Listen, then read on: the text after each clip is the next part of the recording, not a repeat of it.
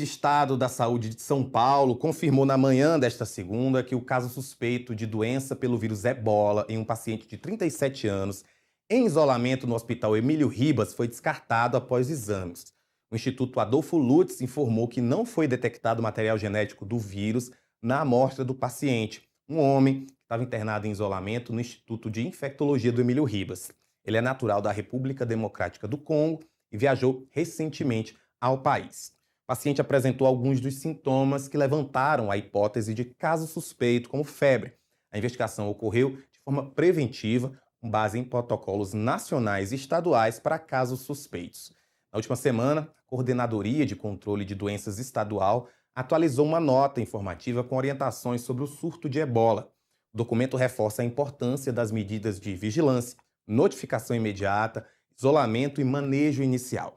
Para saber mais sobre essa doença e as medidas que devem ser tomadas para evitar que haja um surto, eu converso com Alessandro Pascoalotto, que é médico infectologista e coordenador científico da Sociedade Brasileira de Infectologia. Doutor, muito obrigado por participar. Começo perguntando que, mesmo com o primeiro exame descartando a presença do vírus Ebola, por que os protocolos determinam a realização de novos testes antes de encerrar totalmente essa investigação? Boa tarde. Um teste negativo de PCR seria o suficiente para descartar a ebola feito por um laboratório de referência. É repetido quando o primeiro teste é feito muito precocemente, por exemplo, nos primeiros 2, 3 dias de doença, para ter certeza que não seja um caso da doença, né? Doutor, o paciente ele teve como diagnóstico confirmado meningite meningocócica. Quais são os sintomas dessa doença que podem ser confundidos com o de infecções graves como o ebola durante essa triagem inicial?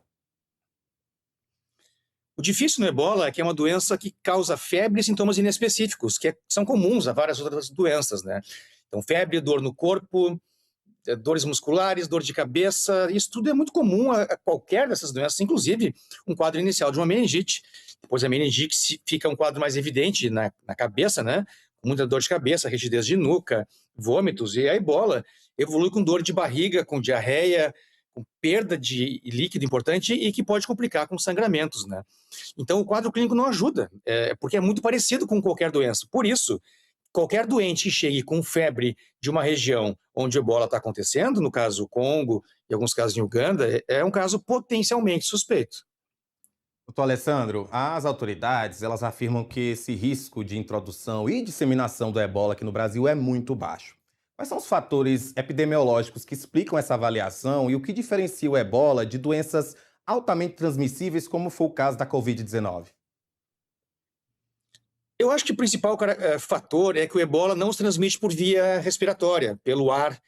Vocês lembram da Covid, como foi trágico há poucos anos atrás, quando as pessoas que estavam no ambiente próximos respiravam o mesmo ar e se contaminavam, né? Então esse é o principal fator. O ebola ele só transmite depois que os sintomas começam. Então, outras doenças, quando o paciente está ainda incubando a doença, ele pode já transmitir essa doença. Na África, isso está muito complicado, porque nós temos um novo tipo do ebola, né? Um nome estranho chamado de bundibugyo, que é diferente do tipo Zaire que eles estavam acostumados. E esse tipo novo, ele não é tão facilmente detectado, porque os testes que eles usavam antes não pegam esse tipo, essa espécie do vírus, né? E está ocorrendo numa região muito pobre e numa região de muito conflito. Então tem muito deslocamento de pessoas, o sistema de saúde está desestruturado. Então, localmente, no Congo, é uma doença muito preocupante, porque ela mata 30% ou 50% das pessoas que pegam. Mas a chance de disseminar é muito pequena. Para que eu pegue ebola como profissional de saúde, eu tenho que entrar em contato com o doente, direto com o doente. É por contato com as secreções, com o sangue desse doente, né? Então, se eu usar adequadamente medidas de proteção de luvas e máscara, gorro, avental, eu não pego essa doença, né? Então, se a gente isola um caso, esse caso já não transmite para outros. É muito mais fácil isolar um caso de ebola do que isolar um caso, mesmo que os sintomas sejam inespecíficos, que um caso de Covid, por exemplo. Então, é muito improvável que essa doença se espalhe pelo mundo e que siga contagiando outros na velocidade com que a Covid aconteceu, né? Doutor, você falou nesse isolamento. Queria entender, então, como é que funciona esse protocolo de isolamento de um paciente que possa, né, estar com ebola e qual é o monitoramento adotado pelos hospitais de referência, como é o caso do Instituto de Infectologia Emílio Ribas. quando surge um paciente aí com um histórico recente de viagem para regiões que estão enfrentando esses surtos de ebola?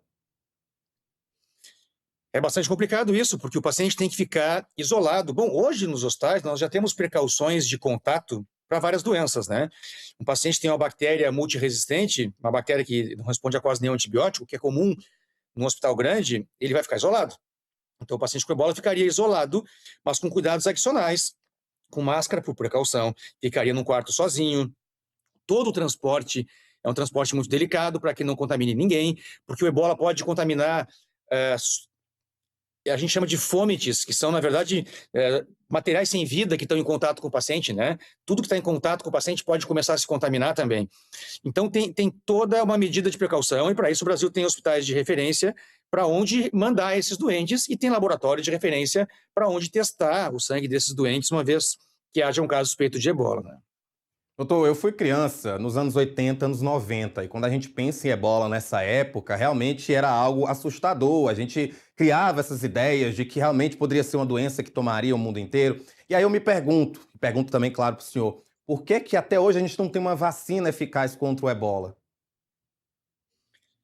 Existe uma vacina que funciona contra o tipo mais comum do ebola, que é o tipo Zaire, e até, inclusive, existe um tratamento com anticorpo monoclonal que durante um dos surtos foi desenvolvido e funciona, só que estes não funcionam para essa espécie de ebola que está causando o surto agora no Congo e nos países vizinhos. Então, assim, ainda é uma doença altamente preocupante. Como eu comentei, mata 50% das pessoas.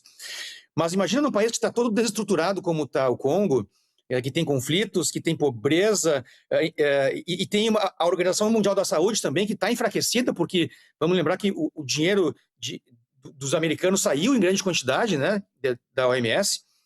Tem gente que acha que a OMS não tem grande utilidade. Olha a utilidade que a OMS tem numa situação como essa. Quem é que vai lá realmente organizar aquela situação, né? É a OMS.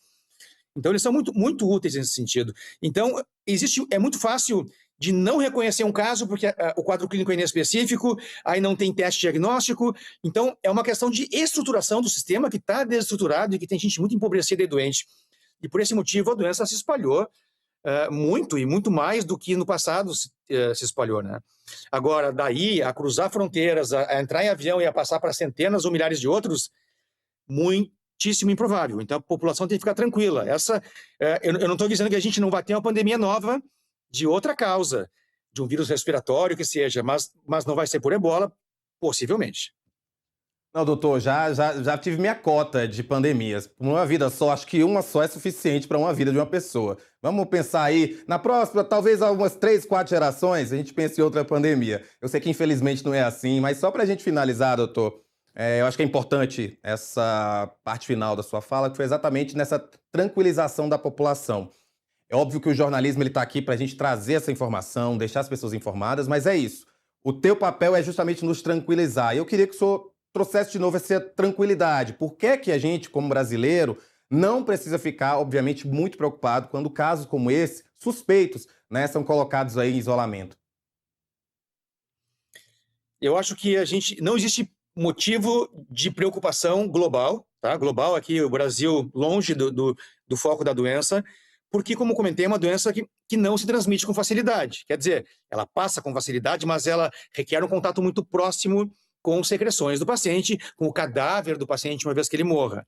Então, existe um risco, mas esse risco é facilmente contido, uma vez que a gente suspeite, notifique, teste, isole.